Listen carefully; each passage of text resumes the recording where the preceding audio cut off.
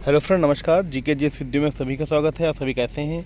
आज हम most important question Indian polity के ला रहे हैं, जो आपके एग्ज़ाम ओरिएंटेड सारे क्वेश्चन हैं। ठीक है, तो शुरू करते हैं। 1983 में केंद्र सरकार द्वारा संघ राज्य संबंधों पर निम्नलिखित में कौन सा आयोग नियुक्त किया गया था? सरकारी आयोग, दत्तायोग, शीतलवाड़ आयोग या राजमन्नार आयोग? ये बेटा क्वेश्चन बहुत बार पेपर में आ चुका है, मतलब मैक्सिमम बार ये क्वेश्चन पूछा जा चुका है। तो राज्य और केंद्र सरकार के बीच जो संबंध है, इसका सही आंसर है ए, सरकारी आयोग। ठीक है, बाइलिंगुअल क्वेश्चन हैं। विच one of the following commission was appointed by the central government the union state relation in 1983? तो सरकारिया कमीशन।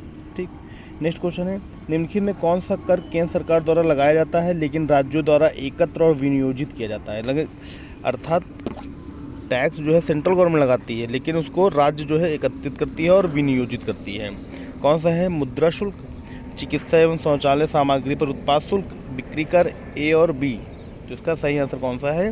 तो इसका सही आंसर है डी, ए और बी, मुद्रा शुल्क और चिकित्सा एवं शौचालय सामग्री पर उत्पाद शुल्क। ठीक, इंग्लिश में है, which of the following tax are levied by the union government but collected and appropriate by the states? Stamp duty, exercise duty and medical and toilet material, sales tax, A and B दोनों? तो A and B, stamp duty और exercise duty on medical and toilet material. ठीक, next question 3 है, निम्नलिखित में कौन सा कर राज्य सरकार द्वारा लगाया और वसूला जाता है? संपदा शुल्क, बिक्री कर, भू राजस्व, उपरोक्त सभी? यानी which one of the following taxes are imposed and collected by the state government? Stamp duty, sales tax, land revenue, all of the above? तो इसका जो सही आंसर है डी, उपरोक्त सभी। ये सभी स्टेट के द्वारा लगाए जाते हैं और स्टेट के द्वारा ही कलेक्ट किए जाते हैं। राइट, नेक्स्ट क्वेश्चन नंबर 4,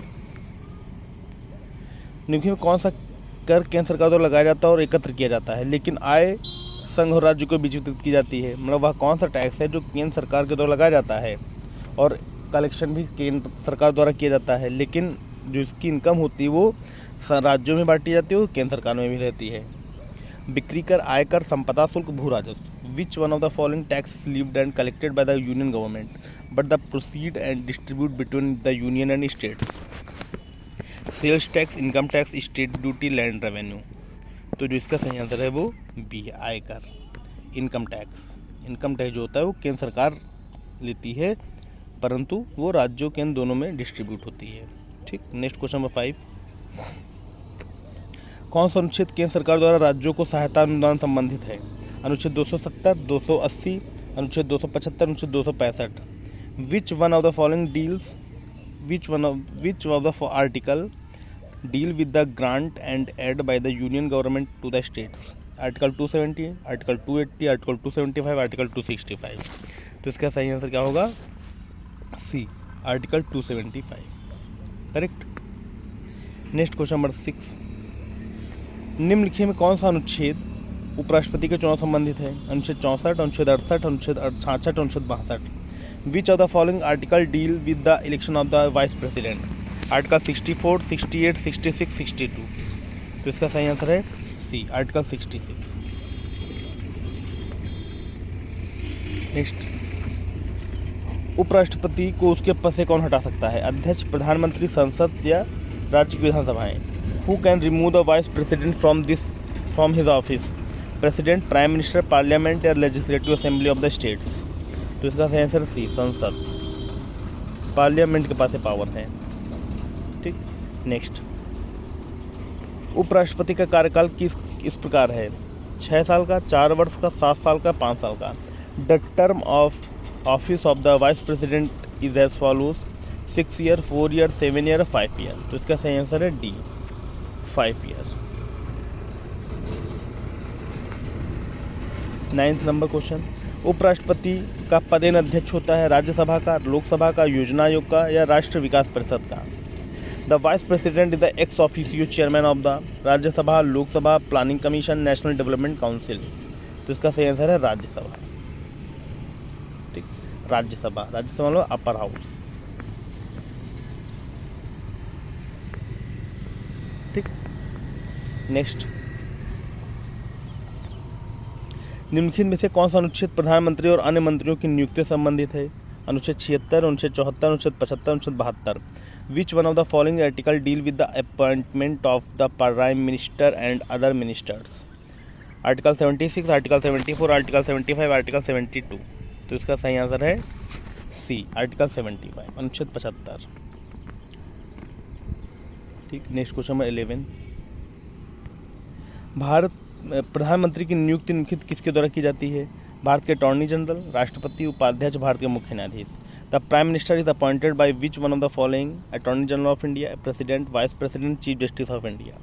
तो प्रधानमंत्री की जो नियुक्ति करता है वो राष्ट्रपति कराता है, president, right. Next question number 12।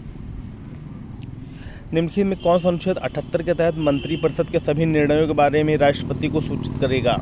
गृह मंत्री, प्रधानमंत्री, अटॉर्नी जनरल या वित्त मंत्री? Who among the following shall communicate to the president all the decisions of the council of ministers under article 78? Home minister, prime minister, attorney general, finance minister. तो इसका सही answer आपका बी है, प्रधानमंत्री। Prime minister जो है वो सूचित करेगा राष्ट्रपति महोदय को आर्टिकल 78 के तहत जो भी निर्णय होंगे, लेकिन कंपल्सरी है कि प्रेसिडेंट को आपको बताना ही पड़ेगा। ठीक, नेक्स्ट क्वेश्चन नंबर 13। प्रधानमंत्रियों सहित मंत्रियों की कुल संख्या से अधिक नहीं होगी। लोकसभा के 20% सदस्य, लोकसभा के 10% सदस्य, लोकसभा के 25% सदस्य, लोकसभा के 15% सदस्य। The total number of ministers including the prime minister shall not exceeded 20% member of the Lok Sabha, 10% member of the Lok Sabha, 25% of the Lok Sabha, 15% member of the Lok Sabha. तो इसका सही आंसर क्या होगा? D, 15%, 15% member of the Lok Sabha. मतलब सपोज दैट अगर मान लो 450 लोकसभा सदस्य हैं तो जो मंत्रिमंडल होगा प्रधानमंत्री से तो 15% सदस्य होने चाहिए बस। कैलकुलेट कर लो, 0 0 कट जाएगा, 5 3 15 हो जाएगा, 5 दूना 10 हो जाएगा, तो 3 5 15, 3 12 13, 135। तो लगभग मान चलो 65 से 70 मेंबर जो होने चाहिए मंत्रिपरिषद में होने चाहिए, इंक्लूडेड प्राइम मिनिस्टर। ठीक,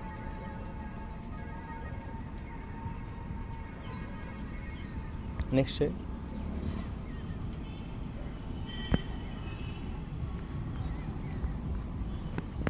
नेक्स्ट क्वेश्चन आपका 14। निम्नलिखित में कौन सा सर्वोच्च न्यायालय के मुख्य न्यायाधीश और अन्य न्यायाधीशों की नियुक्ति करता है? प्रधानमंत्री, उपाध्यक्ष, गृह मंत्री, राष्ट्रपति। Who among the following appoint the chief justice and other जज of the Supreme Court? Prime minister, vice president, home minister या प्रेसिडेंट? तो इसका सही आंसर है डी, प्रेसिडेंट, राष्ट्रपति जी करते हैं। ठीक, नेक्स्ट है भारत के संविधान का कौन सा अनुच्छेद भारत का सर्वोच्च न्यायालय की संरचना और अधिकार क्षेत्र प्रदान करता है? अनुच्छेद 137, 141, अनुच्छेद 144, अनुच्छेद 126, अनुच्छेद 124। Which article of the constitution of the India provide the composition and जुडिक्शन of the Supreme court on in India of India? Article 137 to 141, article 144, article 126, article 124। तो आर्टिकल 124। अनुच्छेद 124 जो है सर्वोच्च न्यायालय की संरचना और अधिकार क्षेत्र प्रदान करता है। ठीक, तो दोस्तों ये टॉप 50 क्वेश्चन थे आपके एग्ज़ाम रिलेटेड, इंपॉर्टेंट क्वेश्चन है, कई बार आए हुए हैं पेपर में। ठीक है दोस्तों, वीडियो जैसी लगे वीडियो को लाइक, कमेंट और शेयर जरूर करें तथा हमारे चैनल जीके जिस वीडियो को सब्सक्राइब करें। ओके फ्रेंड, और खूब मन से लगे रहिए। जो बच्चे कॉन्टीन्यूसली लगे रहेंगे उनके रिज़ल्ट 100% अच्छा आएगा। बीच में बंक मार रहे हो, छुट्टी हो रहा है, ये सब चीज़ें कोई मतलब नहीं है। जब अपॉर्चुनिटी गवर्नमेंट दे रही है, टाइम दे रही है, तो आप लोग खास तौर से खूब मेहनत करिए। यूपी पुलिस का एग्ज़ाम हो चाहे जो भी एग्ज़ाम हो, ये समझ लीजिए कि आपके पास गोल्डन टाइम है as a election time. Election time के दौरान आप कोई एग्ज़ाम नहीं होगा, जो महीने आपके पास जून भर जितना टाइम है, जितना आप अपने आप को रगड़ ले जाओगे उतना ही आपको बेनिफिट होगा 100%। ओके फ्रेंड, गुड लक, आप सभी लोग मेहनत करते रहिए। नमस्कार।